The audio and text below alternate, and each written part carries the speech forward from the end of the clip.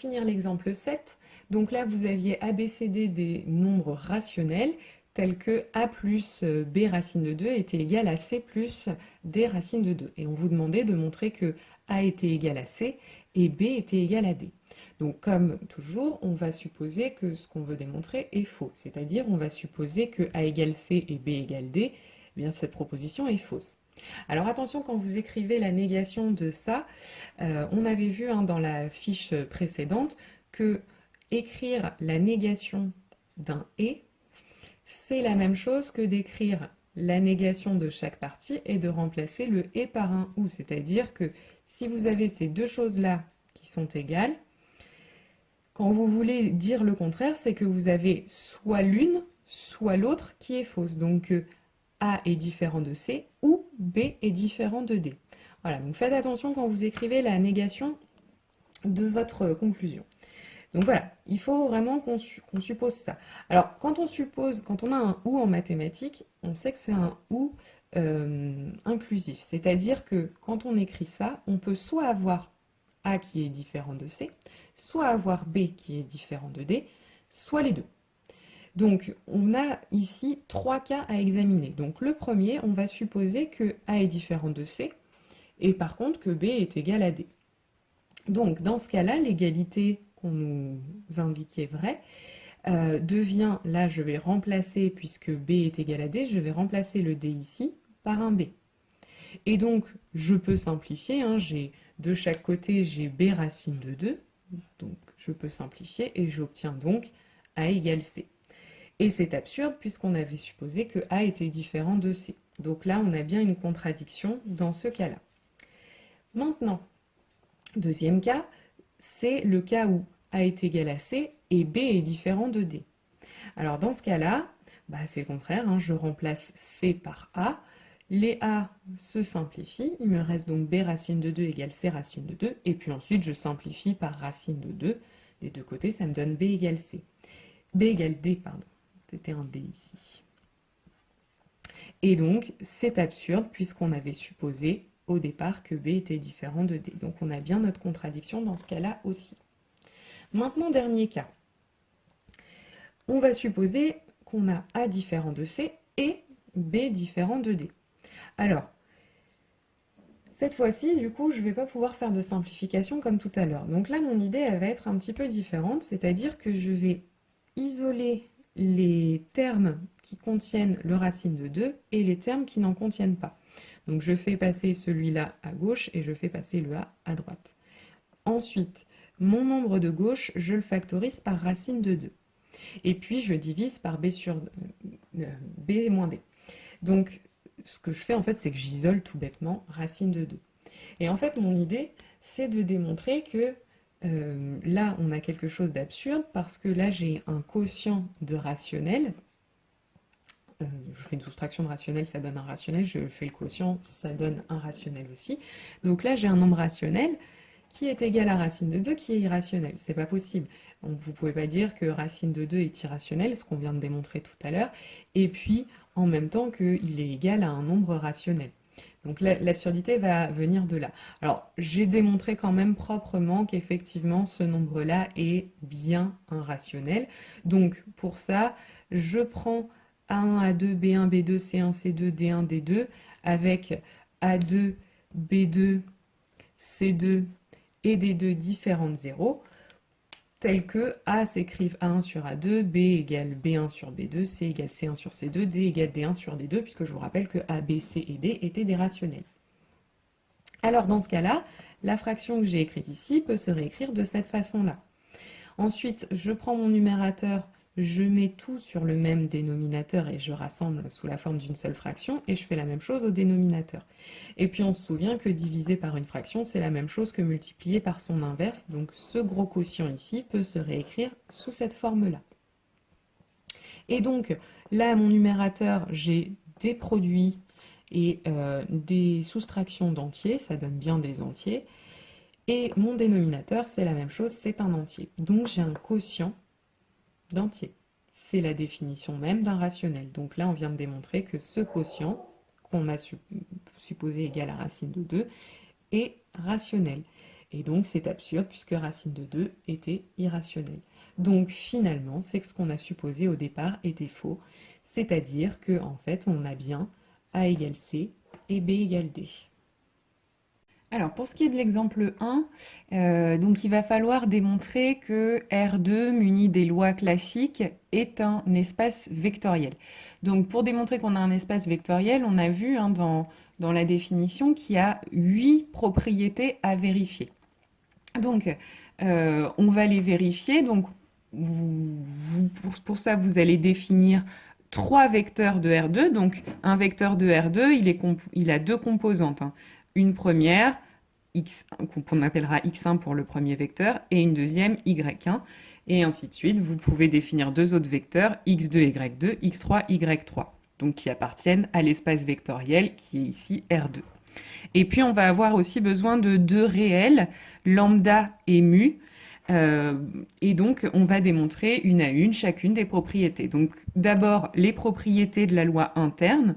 Donc, la première, il faut que pour tout x, y, z de E, x plus y entre parenthèses plus z soit égal à x plus entre parenthèses y plus z.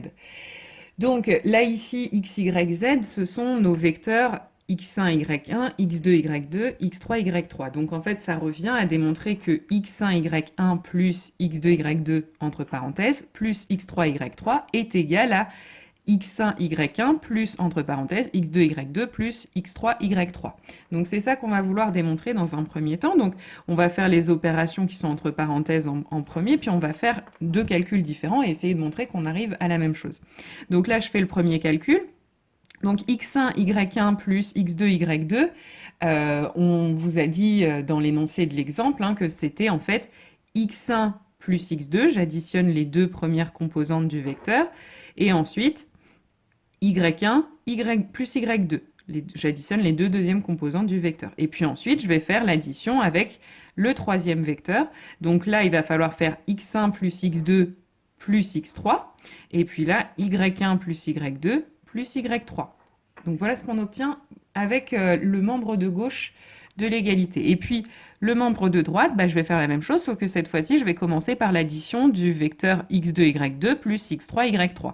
Donc là, j'additionne x2 plus x3 et y2 plus y3. Et ensuite, je fais l'addition avec x1 et y1. Donc, ça va donner x1 plus x2 plus x3, et puis y1 plus y2 plus y3. Donc, j'obtiens bien la même chose dans les deux cas. Donc, on a bien égalité de ces deux quantités-là. On a bien démontré la première propriété. Ensuite, il faut démontrer qu'il existe un élément de E qu'on notera 0E, tel que pour tout x de E, on a 0e plus x égale x plus 0e égale x. Donc cet élément qu'on appelle l'élément neutre en fait, il faut le trouver. Donc vous avez un il existe, donc c'est à vous de poser votre 0e.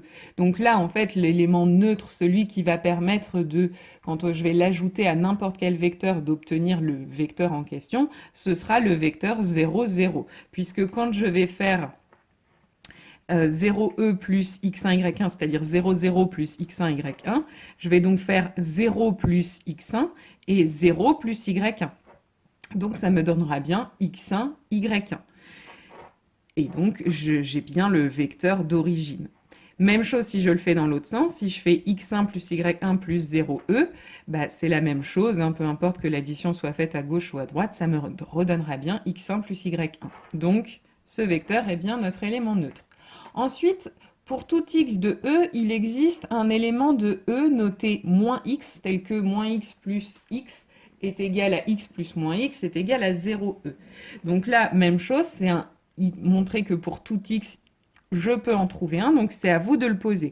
Donc ce qu'on va faire ici, c'est qu'on va poser, donc pas moins x, mais c'est moins x1, y1, on va le choisir comme étant moins x1, moins y1. De cette façon, quand je vais faire la somme de ces deux vecteurs, c'est-à-dire la somme de moins x1, moins y1, plus x1, y1, eh bien ça va donner moins x1 plus x1, donc ça va faire 0, et moins y1 plus y1, donc ça va faire 0 aussi. C'est-à-dire on retrouve notre vecteur 0e.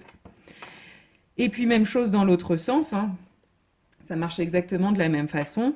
Donc là, il va falloir additionner x1, y1 avec moins x1, moins y1. Donc ça va nous faire x1 moins x1. Là aussi, ça donne 0. y1 moins y1, ça donne 0 aussi.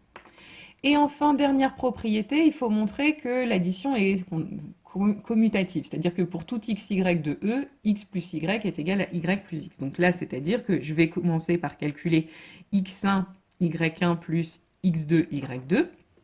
Donc ça va me donner x1 plus x2, y1 plus y2. Et puis l'addition qu'on a ici, c'est l'addition réelle, celle qu'on manipule comme d'habitude. Donc vous savez qu'elle est commutative. Donc c'est la même chose que d'écrire x2 plus y1, y2 plus y1.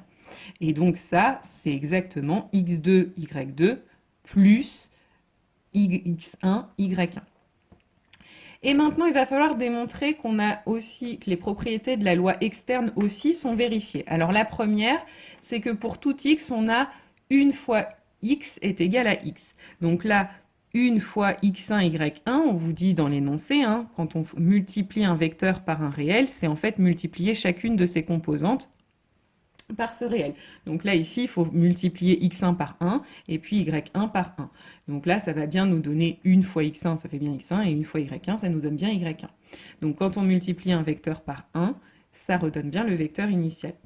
Ensuite, deuxième propriété, pour tout lambda mu appartenant à R2 et quel que soit x appartenant à E, on a lambda plus mu x est égal à lambda x plus mu x, c'est-à-dire une sorte de distributivité qu'on a à vérifier ici. Donc là, lambda plus mu fois x1 plus y1, si j'applique la propriété telle qu'elle est donnée dans l'exemple, il faut que je multiplie chacune des composantes du vecteur par lambda plus mu. Donc ça me fait lambda plus mu x1, lambda plus mu y1. Et puis là, je vous rappelle que chacune des composantes, ce sont des réels. Donc les opérations que vous connaissez sont applicables. Et entre autres, la distributivité est valable dans les réels. Donc là, on va pouvoir écrire que lambda plus mu x1, c'est lambda x1 plus mu x1. Même chose pour la deuxième composante. Et puis ensuite, ce que je vais pouvoir faire, c'est en utilisant les propriétés de l'addition dans R2, dire que ça, en fait, je peux le réécrire lambda x1, lambda y1, plus mu x1, mu y1. Et là, comme chacune des composantes de ce vecteur est multipliée par lambda, je peux écrire que c'est lambda fois le vecteur x1, y1. Et puis ça, pareil, toutes les composantes sont multipliées par mu, donc je peux écrire que c'est mu x1, y1. Et donc j'ai démontré qu'effectivement, là je peux, entre guillemets, distribuer le x1, y1 sur lambda et mu. Et donc là, ensuite, la propriété suivante, c'est le contraire. Il faut démontrer qu'on peut distribuer un réel sur une somme de vecteurs. Donc, le principe est le même. D'abord, je vais faire l'addition, la parenthèse, hein. Je vais donc ajouter les deux vecteurs. Donc, ça me donne x1 plus x2, y1 plus y2. Et puis ensuite, pareil, je vais faire la multiplication par lambda. Donc, ça me fait lambda, entre parenthèses, x1, x2, lambda, y1 plus y2. Et puis ensuite, je vais faire la distributivité dans les réels comme on sait la faire d'habitude. Donc ça va me faire lambda x1 plus lambda x2, lambda y1 plus lambda y2. Et la même chose que ce qu'on a fait plus haut, je vais séparer ce vecteur-là en deux en utilisant la somme dans R2. C'est-à-dire je vais pouvoir écrire que ça, c'est lambda x1 plus lambda y1 plus lambda x2, lambda y2. Donc, ça va me donner ensuite, là j'ai toutes les composantes de mon vecteur sont multipliées par lambda, là aussi, donc je peux réécrire que c'est lambda x1, y1 plus lambda x2, y2. Donc j'ai bien démontré la troisième propriété. Et enfin, la dernière propriété, il faut montrer l'associativité, en fait, une associativité. Donc là, il faut que je montre que lambda fois mu fois x1, y1, c'est la même chose que d'abord faire x1, y1 fois mu, puis de multiplier ensuite par lambda. Donc là, je vais appliquer la définition du produit d'un vecteur par un réel, donc, parce que lambda mu, c'est un réel. Hein. Donc ça va me donner lambda fois mu fois x1, lambda fois mu fois y1. Et donc là, toutes les composantes de mon vecteur sont multipliées par lambda, donc je peux sortir le lambda, écrire que c'est lambda fois mu x1, mu y1. Et donc lambda x1, mu x1 fois mu y1, j'ai encore mes composantes qui sont multipliées toutes les deux par mu, donc je peux sortir le mu du vecteur, écrire que c'est mu scalaire, enfin mu multiplié par x1, y1. Et donc j'ai démontré ma dernière propriété. Conclusion, R2, muni de ces deux lois, est bien un espace vectoriel. Alors dans le deuxième exemple, on complique un petit peu puisque là, il faut bien voir ce que représente dans ce cas-là x, y et z. Et puis, il faut aussi bien comprendre ce que sont les lois naturelles dans ce contexte-là. Alors, la première chose, donc il faut bien vérifier que l'on travaille bien avec des éléments de E, c'est-à-dire des fonctions.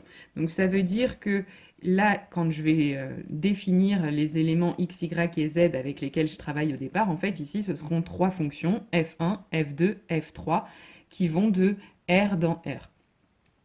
Et puis ensuite, on utilise simplement les propriétés des nombres réels. Et donc, ensuite, la deuxième chose, c'est bien repérer ce que sont les lois naturelles dans le cadre des fonctions. Donc là, si on prend f1, f2 des fonctions de R dans R et lambda un réel, la loi interne, du coup, f1 plus f2, ce sera la fonction en fait qui est définie par f1 plus f2 de x, c'est f1 de x plus f2 de x pour tout réel x. Et puis pour la loi externe, lambda.f1, c'est la fonction définie par lambda.f1 de x, c'est lambda fois f de 1 pour tout réel x. Donc maintenant qu'on a bien précisé ces choses-là, on va refaire exactement ce qu'on a fait tout à l'heure, c'est-à-dire qu'on va vérifier une par une les propriétés des lois externes puis, et internes. Donc on commence avec les propriétés de la loi interne. Donc là, il faut vérifier que f1 plus f2, entre parenthèses, plus f3 est égal à f1 plus, entre parenthèses, f2 plus f3. Donc en fait, là, c'est une propriété à vérifier sur des fonctions. Donc là, l'idée, c'est qu'on va la vérifier pour une image d'un réel x quelconque. Voilà pourquoi, en plus, au départ, j'ai bien choisi un réel x. Donc, on va calculer f1 plus f2 plus f3 de x. Donc, ça va donner f1 plus f2 de x plus f3 de x. Et puis ensuite, pour exprimer f1 plus f2 de x, je refais la même chose. Ce sera donc f1 de x plus f2 de x, entre parenthèses. Et enfin, vous savez, donc là, on a bien f1 de x, f2 de x, f3 de x qui sont des réels. Donc, peu importe que je fasse cette addition en premier ou celle-ci, c'est la même chose. Donc en fait, mon parenthésage, je peux le refaire ici. Et donc là, réécrire ensuite f2 de x plus f3 de x, c'est en fait f2 plus entouré f3 de x. Et ensuite, je recommence avec cette somme-là. Donc ça me donne f1 plus, entre parenthèses, f2 plus f3 de x. Donc là, en fait, j'ai démontré que l'image par cette fonction et l'image par celle-ci, ce sont les mêmes. Et ça pour quel que soit le réel x. Donc en fait, on a bien montré que la fonction f1 plus f2 plus f3 est égale à f1 plus f2 plus f3. Donc on a bien la première propriété de vérifier. Ensuite, la deuxième, il faut montrer qu'on a un élément neutre. C'est-à-dire qu'il va falloir choisir une fonction 0e qui va faire que quand on fait 0e plus f1, ça donne bien f1, et puis même chose dans l'autre sens. Donc là, la fonction, ça va être la fonction naturellement, un petit peu comme tout à l'heure, ce sera la fonction nulle en fait, c'est-à-dire la fonction qui, pour tout x, a eu une image qui est 0. Donc là, du coup, quand je vais faire 0e plus f1 de x, ça va faire donc l'image de x par 0e, mais l'image de x par 0e, on a dit, c'est toujours 0. Et puis l'image de x par f1, donc f1 de x. Ça fait bien f1 de x. Et même chose dans l'autre sens, f1 plus 0e de x, ce sera f1 de x plus 0, c'est-à-dire f1 de x. Donc, on a bien qu'il existe un élément de e noté OE, tel que pour tout f1 de E, on a OE plus F1 est égal à F1 plus OE est égal à F1. Maintenant, il nous faut un élément, donc moins x, donc nous ce sera moins F1 ici. Et donc cette fonction moins F1, de la même façon que dans l'exemple précédent, ce sera naturellement, hein, pour tout x réel, la fonction moins F1 de x, ce sera moins l'image de x par F1, donc moins F1 de x. On a alors naturellement moins F1 plus F1 de x, ça va être donc, on a dit, moins F1 de x plus F1 de x, ça fait bien 0. Et dans l'autre sens, ça marche aussi. F1 plus moins F1 de x, ce sera F1 de x plus moins F1 de x. Et donc ça, encore une fois, ça donne bien 0. Donc, pour tout F1 de E, il existe un élément de E noté moins F1, tel que moins F1 plus F1 est égal à F1 plus moins F1 est égal à 0E. Et enfin, la dernière, il nous faut la commutativité. Donc F1 plus F2 de x, c'est F1 de x plus F2 de x. Et comme dans les réels, l'addition est commutative, on peut réécrire que c'est F2 de x plus F1 de x. Et donc, c'est-à-dire F2 plus F1 de x. Donc, pour tout F1 et F2 de E, on a bien F1 plus F2 égale F2 plus F1. Donc, on a vérifié les 4 propriétés pour la loi interne. Maintenant, on va vérifier les propriétés pour la loi externe. Donc, la première, il faut que 1 fois F1 soit égal à F1. Donc, même chose, je vais le vérifier pour des images, pour une image de x quelconque. Donc, 1 fois F1 de x, ce sera 1 fois F1 de x. Et donc là, j'ai un produit de 2 réels. N'importe quel réel fois 1 fait le réel, donc f1 de x. Donc j'ai bien 1 fois f1 qui est égal à f1. Ensuite, il nous faut la distributivité, c'est-à-dire que quand j'ai lambda plus mu f1, il faut que ça fasse lambda f1 plus mu f1. Donc là, je commence par écrire lambda plus mu f1 de x, c'est-à-dire lambda plus mu f1 de x. Et donc là, j'ai exactement des réels, donc je peux faire la distributivité usuelle qu'on connaît. Donc ça fait lambda f1 de x plus mu f1 de x. Là, ici, on reconnaît exactement lambda f1 de x, et là, mu f1 de x. Et ensuite, là, j'ai une addition entre deux images de fonctions, donc je peux le réécrire lambda f1 plus, entouré, mu fois f1 de x. Et donc, j'ai bien l'égalité voulue. Ensuite, c'est la même chose, distributivité, mais cette fois-ci sur l'addition des fonctions. Donc là, je vais faire la même chose. Lambda f1 plus f2, je peux le réécrire lambda fois f1 plus f2 de x. Et puis, f1 plus f2 de x, je peux le réécrire f1 de x plus f2 de x. Et là, encore une fois, je me retrouve avec des réels. Donc, je peux faire la distributivité usuelle que je connais. Donc, ça fait lambda f1 plus lambda f2. Ici, je reconnais exactement la fonction lambda f1 et ici, la fonction lambda f2. Et ensuite, j'ai une addition, donc je reconnais la fonction lambda f1 plus lambda f2 de x. Donc, j'ai bien l'égalité voulue, c'est-à-dire lambda f1 plus f2 est égal à lambda f1 plus lambda f2.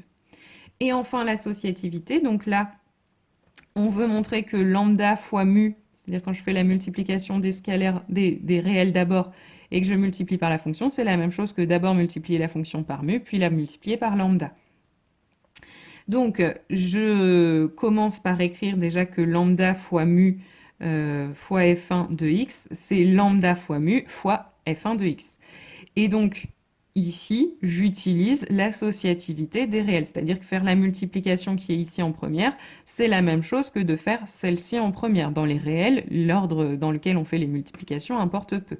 Et donc là, ici, on reconnaît exactement la fonction mu f1, et ensuite, elle a encore été multipliée par lambda, donc on reconnaît lambda.mu.f1 de x. Donc on a bien l'égalité voulue, et donc on a bien vérifié toutes les propriétés pour avoir un espace vectoriel. Donc l'ensemble des fonctions de R dans R munies des lois naturelles est un espace vectoriel.